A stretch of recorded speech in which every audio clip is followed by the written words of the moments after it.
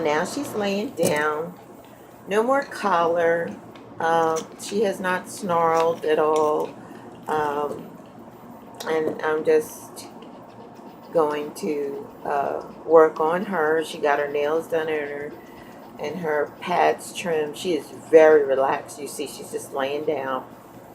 And since she's calmed herself, actually, she really wasn't nervous. She just was just ready for. Um, I think ready to have to fight or something. I don't know. That may be something that she's been used to in grooming, or getting strapped up and all that kind of stuff is not anything anyone would want. You wouldn't want it when you go to the hairdresser or to the barber. You wouldn't want somebody putting a noose around your neck and making you feel like you're supposed to cooperate because of it. So she's just laying down. I've brushed her face, and she likes my singing. Okay, I don't know if she likes it. She just didn't head for the hills. That's all I'm gonna say. So we're gonna complete the rest of the groom. She's getting the schnauzer clip, so she gets the top of her head shaved, and you can see she's not at all hostile. She's not at all frightened, um, and it helps that I don't carry that kind of fear with me over dogs anyway. Um, so she senses it. Uh, I'm relaxed, I'm calm, and there's no chaos here. It just doesn't exist. Every dog is not made for a groom shop. They just aren't. And groom shops aren't bad places. They just have to work the way they have to work. And that works fine for some dogs and doesn't work fine for others. So mobile grooming is very specialized because we do work one at a time. Um, Earlier, her 14-year-old sibling was in to get nails clipped. Um, and sometimes I have more than one dog at a time from the same family. And and that helps them relax too. I don't know if it helps them relax. They're just like, haha, you got to get it done too. So they're not alone. But I don't mix dogs from one family or another unless, they're like pals, and they're coming together because their owners know each other. That kind of thing is okay. That's just fine.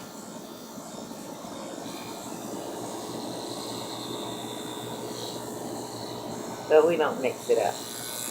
We don't mix it up.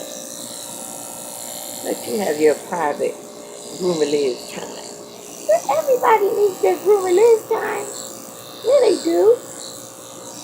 And I also teach grooming, and the method that I use without the noose and everything is what I teach.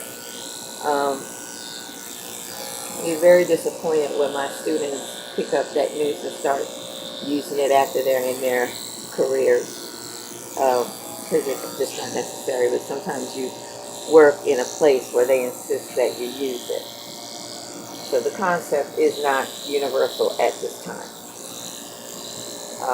It's not even close. But pet owners can make it universal by insisting, don't put anything on my dog's neck. That's something you have every right to insist on. And they'll either comply or they'll tell you you need to find somebody else. And that's okay.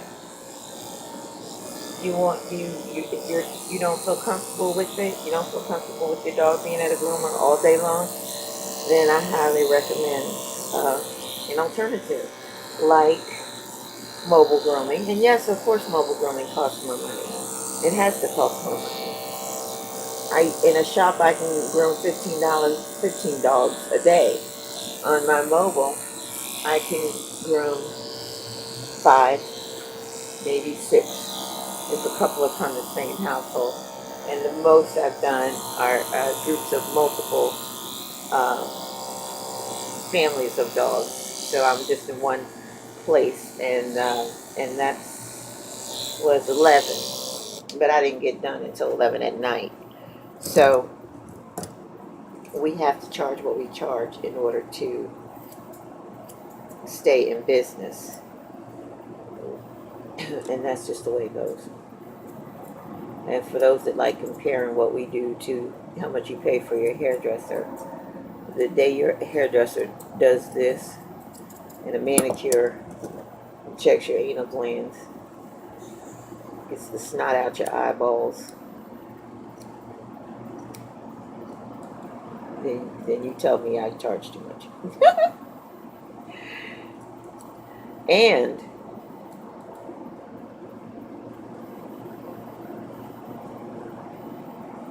we have to work with the dogs because they don't understand what we're doing or the importance of it.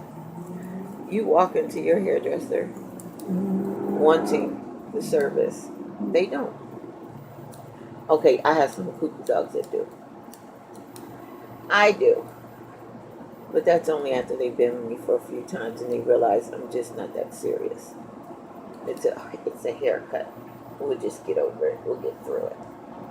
She's doing beautifully. Her parents have been out in their vehicle this whole time because they've been really, really worried that I was going to get bit. And that was their main concern because she does have a history. Callie has a history. So you have to respect that.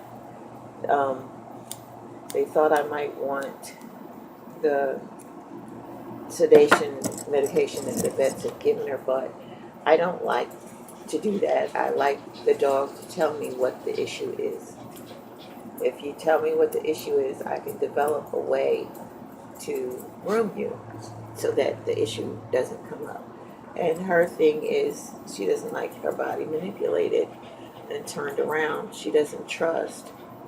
So the secret to grooming Callie is to gain her trust. And then you can turn her body. And and then my job is easier and her time with me is easier.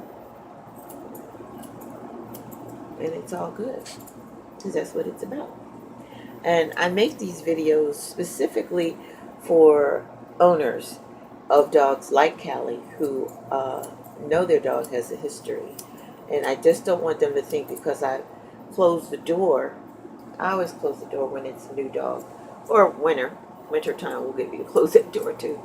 But I don't want them to think that I'm lying to them. A lot of people lie and tell you, your dog has no issues, and then you go somewhere else and they're like, they tried to kill me, what's wrong with your dog? You know, because when you have a problem, when you have an issue with your dog and grooming, you do want somebody that's going to address it with you and work out those issues. If possible, you know. It might not be possible. You don't know. But at least if they're willing to examine what's going on, then it gives you something to work with and something to assess. She's not a psychotic dog. I started out my career specializing in psychotic dogs because I worked for a vet and he had a groom shop in another county, and he got the dogs of people whose groomers had told them that dog needs to be sedated. So he was nuts enough, and he knew that me and the groomer that I worked for, he knew we were nuts enough to try it and see if we could get something done that other people couldn't get done. Most times, 9 times out of 10, that's exactly what happened. We did. But they were psychotic. Many of them were psychotic. And when it comes to psychosis, they're not realizing, they don't see what everybody else sees. They're not looking through reasonable eyes. So you just would have to figure out what to do and how to do it. I used to groom a sheepdog named Kim, and anybody else would have just sedated Kim. Kim was real happy to see. She'd wag her whole butt and everything. But the problem with Kim was eye contact. She was so nervous that not nervous, anxious to see you. And she really liked people, and so she was so anxious to see you, but she did not have the correct response. That is a psychosis. That is having a perception of something uh, and not knowing how to execute the proper response. So Kim would try to. Uh, we always said she'd go for your jugular because that's exactly what it looked like.